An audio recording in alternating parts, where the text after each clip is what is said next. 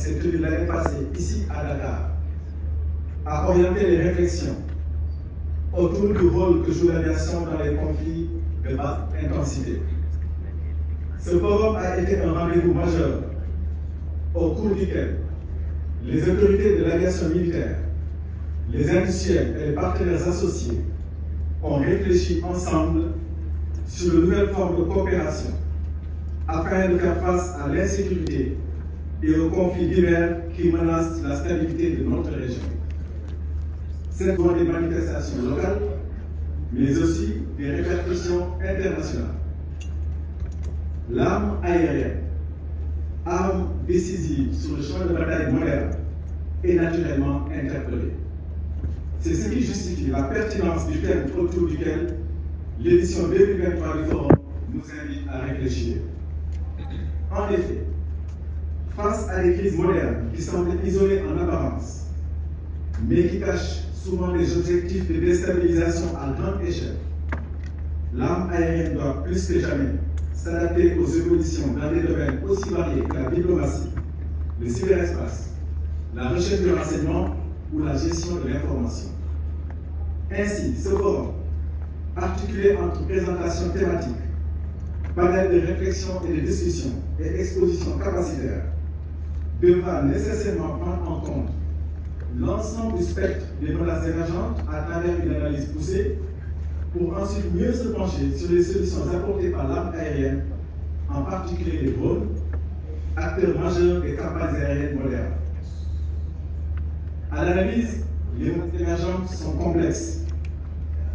La responsabilité régalienne de l'État superpose le devoir d'assumer l'intégrité territoriale à celui de veiller à la sûreté intérieure en tout temps et en toutes circonstances. Avec la multiplication des foyers radicaux terroristes, parfois sous des prétextes religieux, rendant leur appréhension extrêmement sensible, les États font face à une menace diffuse qui valse entre l'asymétrie pure et l'hybride. Les menaces modernes tirent savamment profit de l'évolution des relations entre États, marquées par cette mondialisation tant chantée, qui facilite la libre circulation des personnes, des biens et des services, remettant même en cause la notion de frontière. Le revers est la capacité de dissimulation offerte aux acteurs malveillants, en particulier les trafiquants de toutes sortes, dont la détection, l'identification et la neutralisation posent de sérieux défis. D'autre part, la capacité de diffusion de l'information favorise la propagande subversive, en particulier dans les réseaux sociaux. Au moment où la dynamique d'innovation technologique s'universalise, au point d'imiter la menace qui plane aux portes et à l'intérieur des États. Dans le Sahel, la mutation sécuritaire est préoccupante, d'autant plus que les groupes armés, armes de l'adaptation par excellence, peut être apportées. Si un des fondateurs de la pensée stratégique du XXe siècle semblait assimiler l'aviation à du sport de loisir, il demeure qu'il n'a pas fallu plus d'une guerre pour que ce même stratège ait reconnu par le fait que, je cite, la supériorité aérienne est un préalable à la victoire terrestre dont est le gage. Fin de citation. Les conflits modernes, incontestablement, mettent au devant de la scène internationale la place prépondérante qu'occupe l'aviation militaire et en particulier l'emploi des drones dans une incessante dynamique d'innovation technologique concurrentielle. Les moyens aériens de type avion et hélicoptère sont de puissants multiplicateurs d'effets au regard du pouvoir de quasi-ubiquité, leur permettant de réduire les délais d'acquisition de renseignements et les délais d'intervention. À cela s'ajoute la précision dans l'exécution des tâches à travers un ciblage adéquat.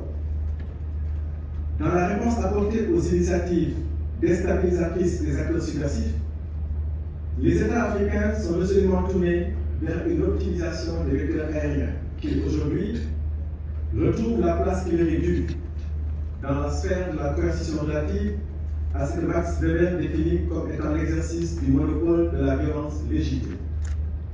Ainsi, le tandem constitué par les vecteurs aériens d'attaque et de manœuvre offre des opportunités tant dans le traitement que dans la prévention des atteintes à la sûreté des États.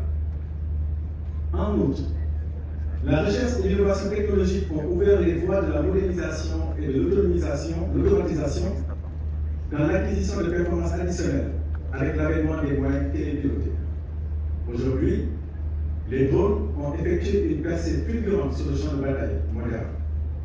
En effet, avec une capacité de présence en l'air modulable aux besoins, dans la surveillance, la détection et l'identification, une capacité d'infiltration hors pair dans les zones d'intérêt et une aptitude coercitive toujours renforcée, les drones sont devenus incontournables dans les conflits modernes.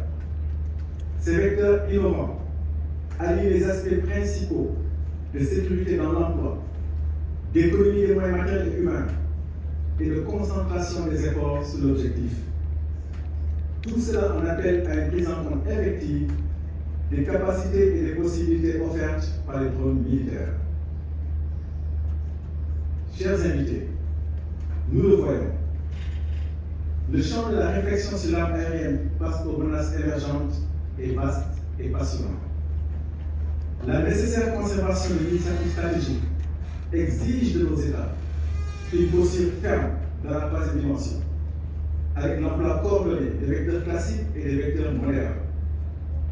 C'est en ce sens que le développement de capacités innovantes par le concours des aéronefs pilotés et télépilotés demeure une exigence pour assurer la planification et la conduite des opérations régaliennes des États pour lesquelles la composante aérienne est un centre de gravité éprouvé.